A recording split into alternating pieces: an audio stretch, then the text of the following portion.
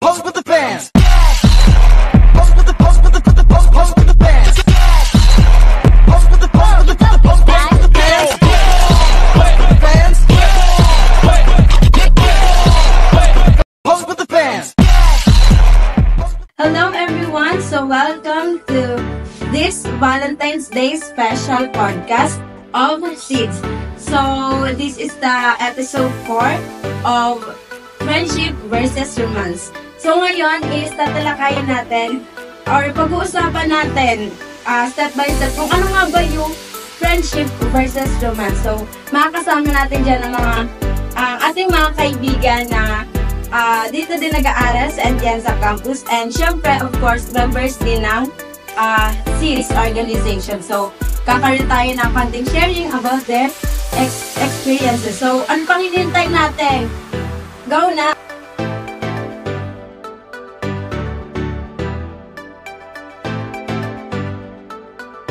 So, hello again! So, ngayon kasama na natin ang ating mga kaibigan na mag-share ng kanilang experiences na patungkol sa mga sa romance and friendship. Ayan. So, bago ang lahat, ako po si Daniela Abiar, ang kanilang host. And hi everyone, my name is Gerlie. Yung mic po natin. So, hello everyone, I'm Merly. And hi everyone, I'm Dan. Ito po ako si James.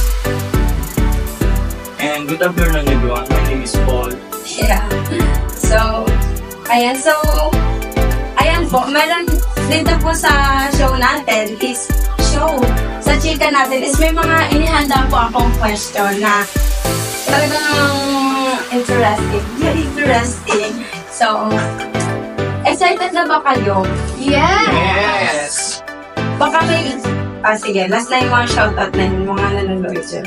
So, yan, nakilala natin sila. Ngayon is, bago po tayo magsimula, dun sa pinipare ko po na may pinipare po kasi akong question and answer na nandito po. Question lang pala. So, bago po tayo dito mag-start is,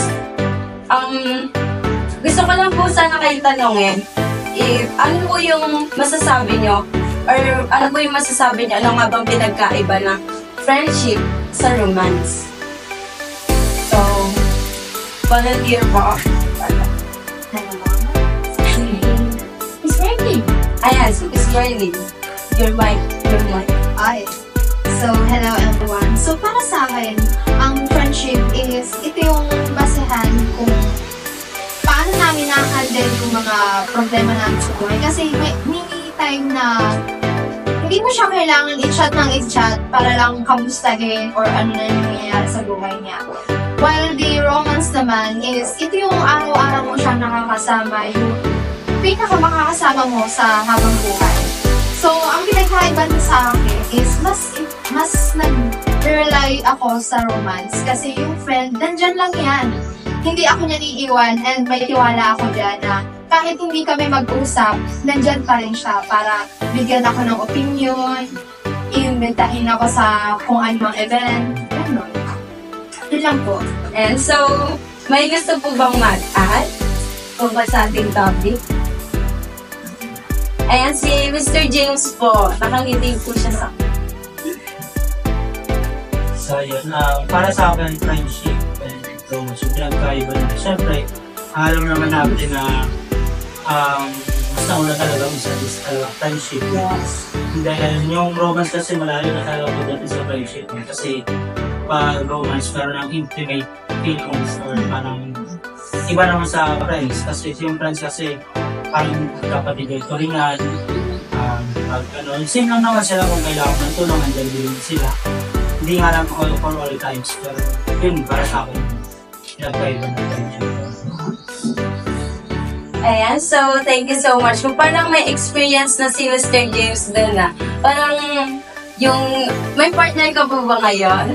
Ayan, so parang yung partner na is, nag-start kayo sa friendship. So lahat naman siguro, lahat naman, isa-start sa friendship, tas to romance nga, ganyan. So, ayan, magsimulan tayo. Excited na po ba kayo? Yeah! Ayan, so, Ayan, so pinagalo ko. So yung question po na nakalagay dito is about friendship and about romance. Ayan. So, akala mo So, unahin na natin si Mr. Dan.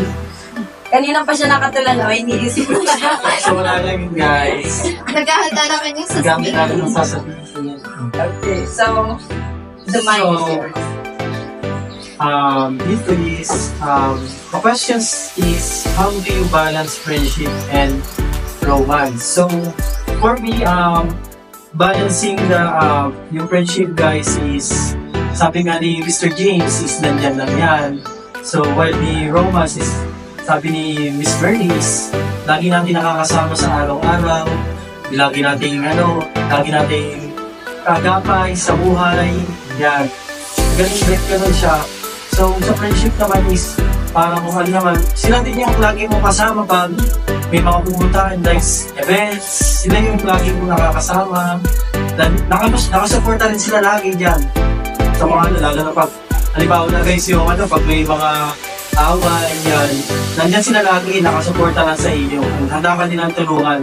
Yes. And also, yung sa romance nga, so yun nga, para sa overall, yung mas timbang pa rin talaga yung romance kasi parang pag pinagsama mo na siya, iisa na lang siya doon.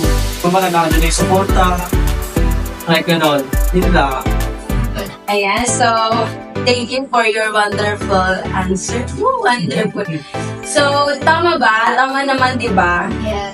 Magkaroon tayo ng balanse pagdating sa romance and friendship. Kasi syempre, ikaw, Mr. James, di ba? Kung pagdating sa love, pantay ba, fair ba yung nabibigay mo? Syempre, di ba? Kasi friends is always there for us, for us. And syempre, yung partner natin is always there din. Para sa'yo. So, next question is, para naman po kay Mr. Paul. Ay, ako na po magbubunot and mag-read. Ako yung sababian. Thank you po. So, for your question po,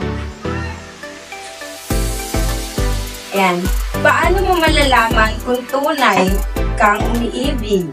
Yeah. Ay, sir. So, para sa akin naman is, masasabi ko tunay akong umiibig kung yung isang tao na yun is lagi kong gustong makita. Sino yan? Napakaswerte naman ang babae yan kung nanonood ka ngayon. Siyempre, secret muna yun. Ay, Baka mahuli ng tunay. Yun lang pa man ang sa akin kasi masasabi mo ang isang tao kapag in love or kapag ginagawa ang lahat para makasama or makita yung isang tao gusto niyang makasama. So, ayan. So, ganyan po na nalalaman ni Kuya Paul, ni Mr. Paul, na in love siya kapag nakikita. Tama po ba? At nakakasama niya yung taong yun. Naiibig niya talaga.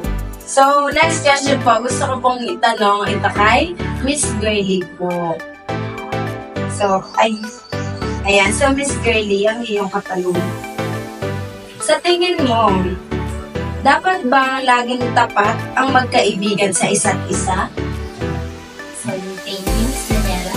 So, para sa akin, I think yes. Kasi nga, ang friendship, di ba, nandiyan yung katabatan mo, Yes. yung pagkakaunawaan nyo, pagkakaintindihan, and kung hindi ka tapat, paano mo masasabing friendship yun? Kasi Yes. di ba, kayo ang magkaramay sa lahat, kahit mga mahirap na sitwasyon, nandiyan siya palagi sa'yo.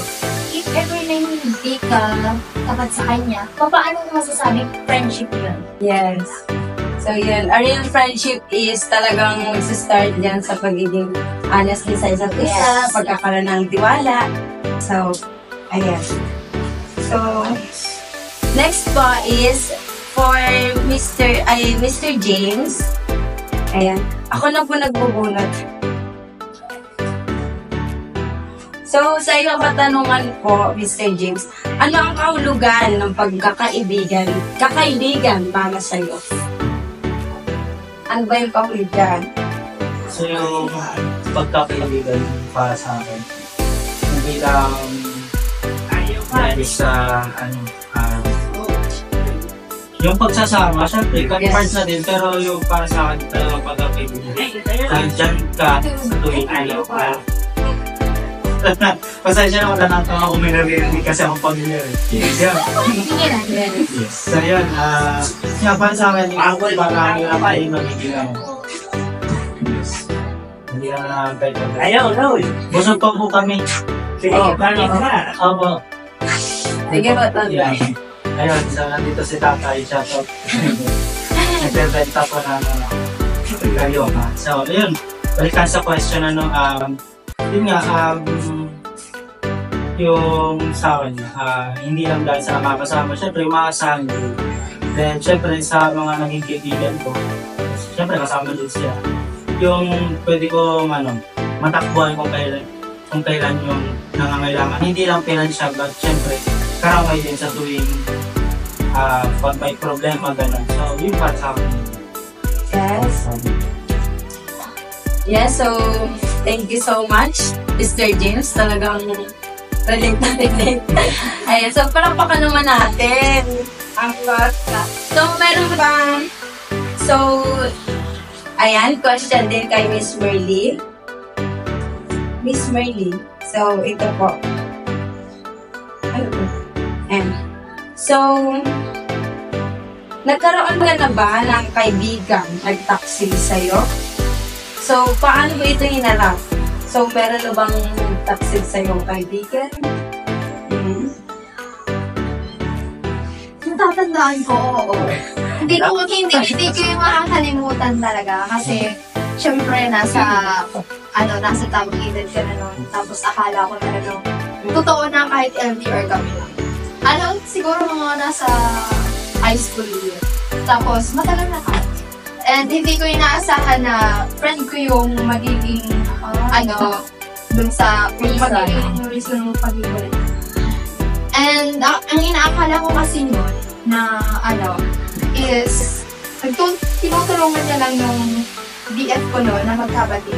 But then nung talagang nag-away na kami, hindi ko akalain na siya na pala yung magko-comfort dun sa BF ko. So, yun, naghiwalay kami because of that.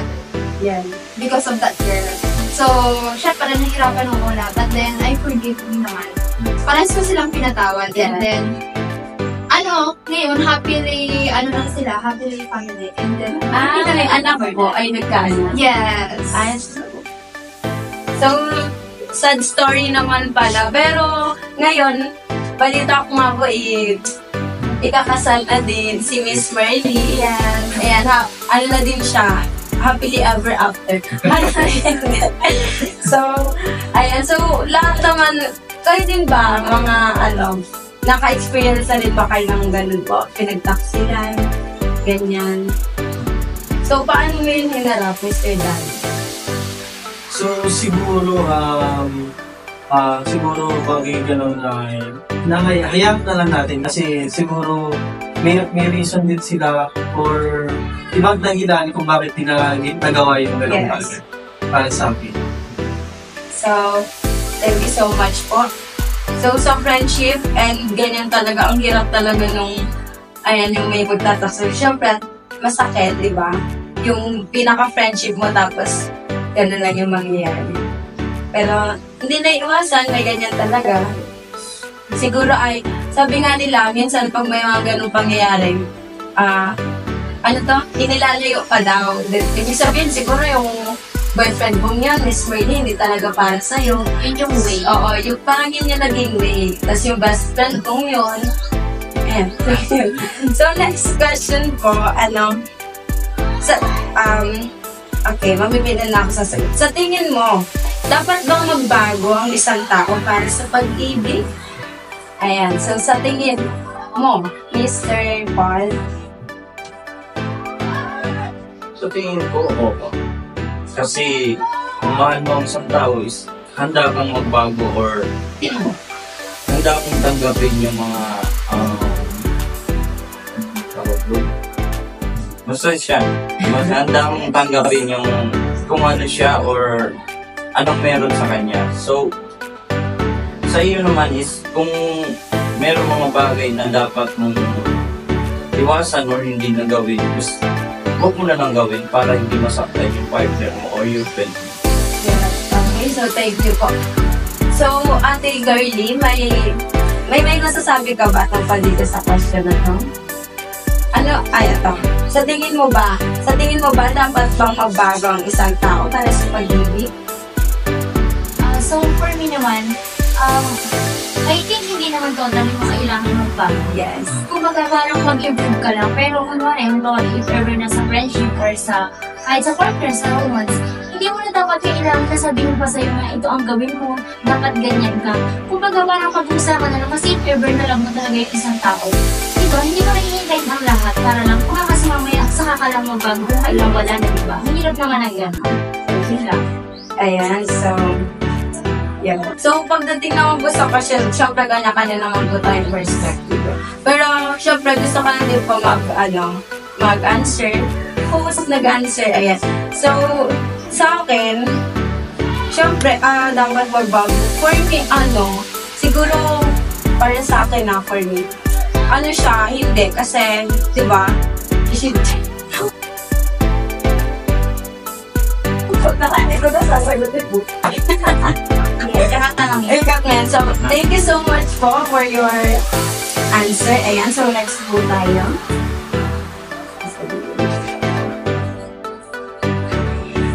So, how important is communication in a relationship?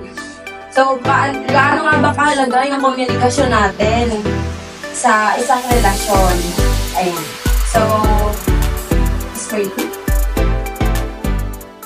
Napakaganda ng tanong. Kasi LDR kami ngayon. So, hindi madali yung ganyang sitwasyon. So, para sa akin, hinahanda namin yung communication namin in a way na nag-a-update kami sa isa't isa. Which is, nandun yung pag-a-update na papasok na siya sa trabaho, nakakain na siya, maayos siyang nakauwi. Kasi, syempre, important yung safety niya eh. Kasi malayo siya, so nag-aalala ako. And important na malaman ko kung ano na yung nangyayari sa kanya. Although, palagi naman kami nag-uusap, pero syempre, important pa rin yung malaman ko kung ano yung mga kailangan ko malakas sa kanya. Nang sa ganyan, hindi ako mag-overthink. Yeah. Mga babae pa naman, overthink talaga. Diba?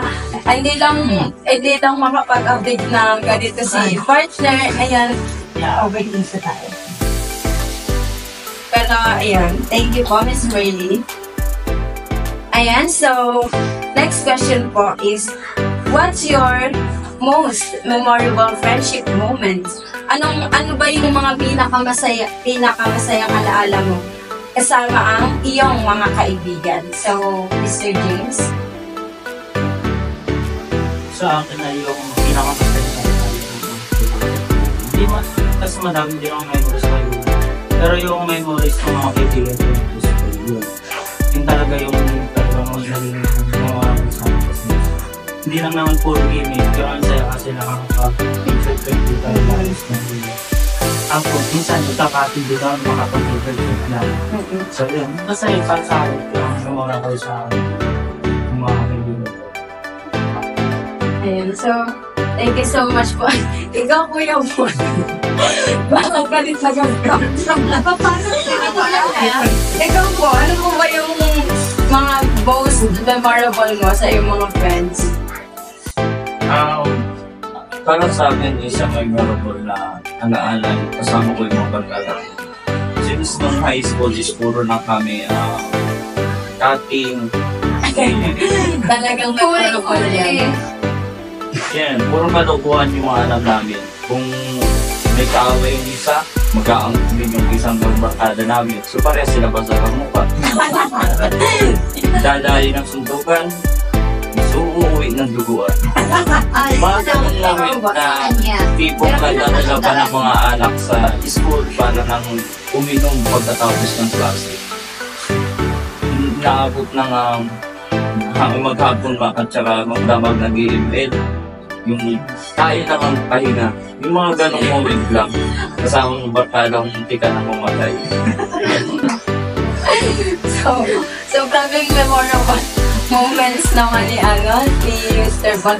So, lahat pa tayo meron. Siyempre, meron tayo di ba? Masayang lalo na yan. Pag high school, di ba? High school life, yung mga friends natin dyan, yan talaga yung grabe magbigay ng memory, no? Back then, yung mga pagkating-kating. Ako kasi nakapag-cut na din kasi ako ng class before. Math major yun. Math major. Math subject. I hate math kasi, kaya ini-escape. Escape. So, yun. So, next question po is, so, may mga 3 question pa po tayo. 3, so, pang-apat. So, bali 3 na benefit. So, next is, ayan, so, di ba, natanong ko kanina, most memorable friendship. Ngayon naman, what's your most memorable romantic moment naman? So, may mga partner dyan. So, ito, si Dan. Ayan.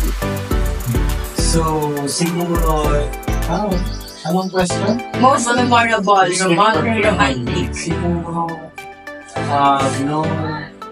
siguro nung sinabi niya ako, Yeah. baka April 21, 2020. Ay, tandang-tanda ko. Napaka-memorable kasi, bakit mo yun, sinagot tayo nung nililigawan natin. Yes. Tapos, ito pa, 2 months pa lang is, pumunta na ako doon sa kanila. Wow. Yes, nagpakilala ko yun. Yeah. Napaka-memorable na moment na yun para sa akin. So, Yes. yun lang. Talagang hindi mapapantayan. Yes, hindi mapapantayan. So, ayan, wala. Ayan, so last question po. Ayan, para sa ating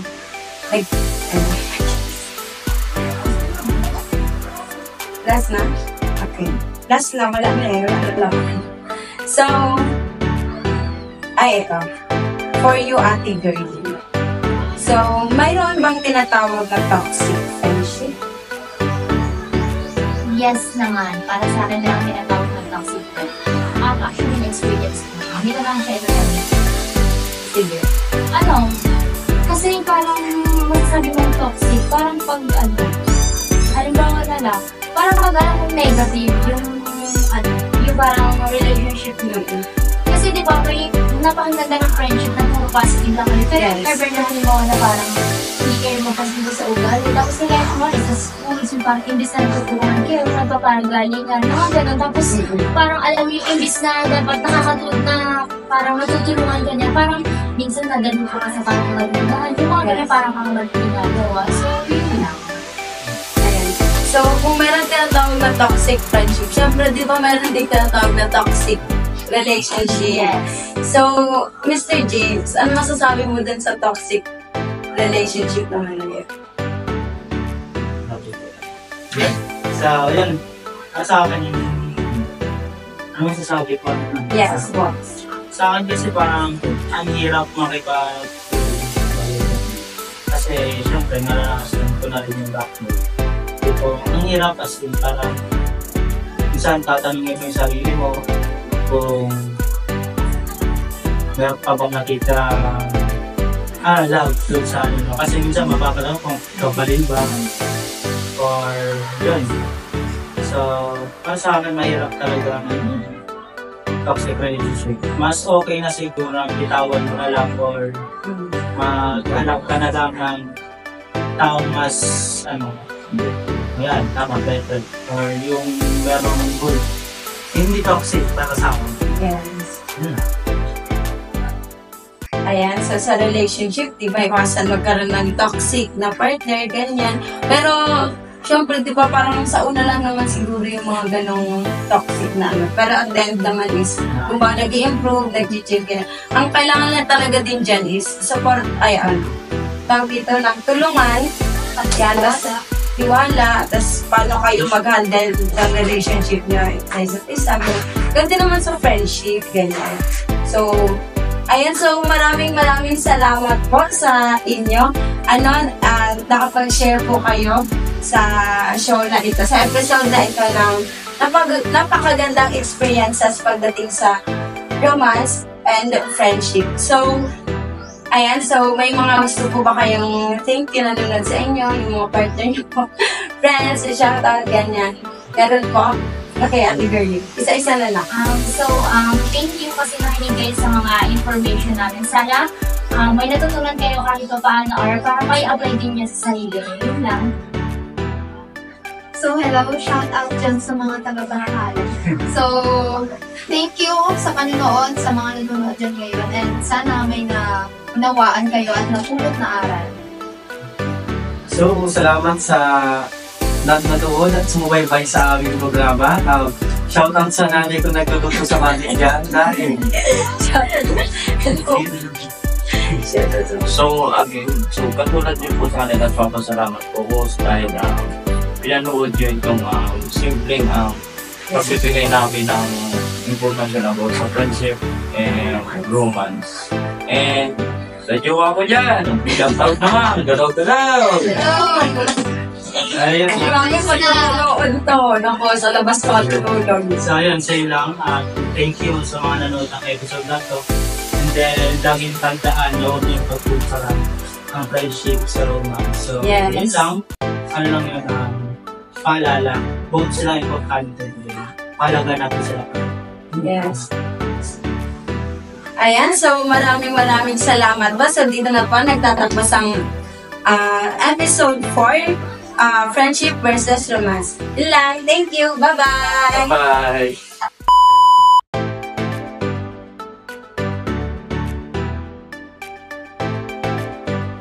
Morning, now pag-usapan natin ang friendship at romance. So, ang friendship, ito ay dalawang uri ng kakaibigan. So, pwedeng grupo or pwedeng dalawa lang. Ano nga ba ang kahulugan nito ng friendship? So, also, ang qualities nito is yung supportan nyo sa isa't isa at also, yung pagtitiwala ninyo sa mga bagay na pinag-uusapan nyo at mga nangyayari syempre sa inyo. So, malalaman mo lang na totoo ang isang friendship na nabuo ninyo kung ito ay kahit wala ka or meron mang nasabi na ibang tao para sa'yo and wala ka, yung kaibigan mo is nandiyan siya para ipagtanggol ka kahit na wala ka. So, isa yun sa qualities na masasabi mo, true friends ko to. Talaga na merong kaibigan, lalo na kung halimbawa may problema ka and also hindi ka naman open sa family mo. So, may mga friendship na doon nag-open sila mga problem, mga hugot nila sa buhay. And kahit nga yung mga hindi malungkot na pangyayari, kahit na mga masasaya is na pag-uusapan kasi nabubuo yun ng kwentuhan eh. Pag nagkikwentuhan, kung ano ng mga nagiging topic, masaya man o malungkot. Pero hindi lahat ng friendship na nabubuo is maganda and also hindi nasisira kasi may mga merong may mabubuong friendship matagal, halimbawa mga 1 years, pero minsan nasisira din to sa isang problema, lalo na kung halimbawa nasira ang tiwala or pwede din namang nagkalayo and parang nagkalimutan na, hindi na nag-usap, and yun yung mga conflict na ano natin sa isang friendship or sa pagkakaibigan natin. Parang ako noon, dati meron akong friend, so meron akong grupo, parang grade 10, so marami kaming grupo nun. Since nung mag-lockdown, nawala na.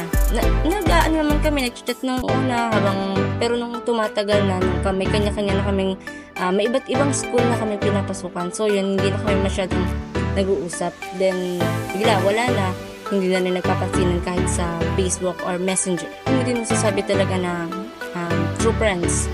Two friends na kahit na hindi kayo magkakasama parang magkakamustahan pa rin kayo. Pero meron ng mga friend na hindi man kayo mag-chat, hindi mo kayo mag-usap everyday, merong friend pa rin na pwede mong malapitan at may friend ka pa rin na pwedeng tumulong sa'yo. May friend na nandyan lang kapag may kailangan. May friend naman na laging nandyan kapag may problema ka. Meron namang friend na kasama mo lang sa kasiyahan pero pag malungkot ka, wala na, parang dead man na lang. Pero friend, kasi may ganong iba't ibang klase ng kaibigan. Merong kasama mo sa lahat. Meron din naman na kasama mo lang sa isang bagay. Yung mga toxic friend na yung parang close kayo, kwento-kwento kayo, tapos pag wala ka na, parang yung mga problema mo na sabi sa kanya, sasabihin niya sa iba. Meron din naman na ang kunwari, support ka sa mga gusto mo, sa mga achievement mo, pero may inggit na nangyayari. So, may mga toxic na friend na gano'n din. Pwede din na dapat dun sa mga gano'n is iwasan. Kaya sa mga taong mga hirap na ipagkaibigan, hindi mo naman kailangan ng maraming kaibigan. Yung may isa lang, or pwede rin naman na yung magulang mo. Kasi hindi naman lahat pag sinabing kaibigan, hindi mo na hindi dapat nasa labas na, or halimbawa hindi mo na pamilya, di ba? Yung iba nga ang best friend pa ng mga mama nila, papa nila, kapatid nila. So, kung may mga tao man na hirap makipagkaibigan sa iba, is pwede naman natin maging kaibigan yung mga sarili nating pamilya, or isa sa ating pamilya. So, sa romance naman, iba-iba kasi yan. So, kasi para sa akin yung love, diba? May love yan eh. So, yung love, katulad ng sabi ko ngayon, hindi siya nakukuha lang sa partner. Pwede mo siya makuha sa kaibigan. So, for me, based sa experience ko, so, nakaramdam ako ng love sa ibang tao. Hindi lang sa kaibigan ko, at hindi lang din naman sa partner ko. Pwede ko rin, nararanasan ko rin yung love sa kaibigan ko. Sa mga simple nilang pag-aakit sa akin, kung saan sila pupunta, pagkatanong sa akin kung gusto ko ba nito, and kung may kailangan ba ako. May ganung pangyayari na hindi lang sa partner. So, isa na rin siya para sa akin na love. Sa romance kasi, bilang meron din naman akong partner, so may mga chance na mahirap talaga. May mga chance na may pag-aaway, may mga hindi pagkakaintindihan, and lang naman nasa sa inyong dalawa na kung aayusin nyo, iintindihin nyo yung isa't isa, and also yung mga opinion ng bawat isa is pakikinggan. Hindi yung isa lang yung magsasalita, isa lang yung masusunod. Meron pa nga sinasabi na LDR. So yung iba hindi naniniwala na yung LDR ba is effective sa mga magpa-partner. For me, na-experience ko kasi siya ng minsan taon pa, minsan mga 3 months muna bago magkita. So for me, nasa tao siya, nasa mag-partner, kung paano nila ma-handle, syempre magkalayo. So communication lang talaga, and also pag-intindi mo ba, lalo na kung kailangan talagang lumayo ng isa, or kailangan magkalayo talaga kayo kasi halimbawa magkaibang lugar, or yung isa kailangan mag-work, yung isa naman kailangan mag-aral. So, understanding and communication talaga yung kailangan sa mga LDR. So, effective naman siya sa mga partner na merong pagkakaintindihan syempre. Thank you very much, and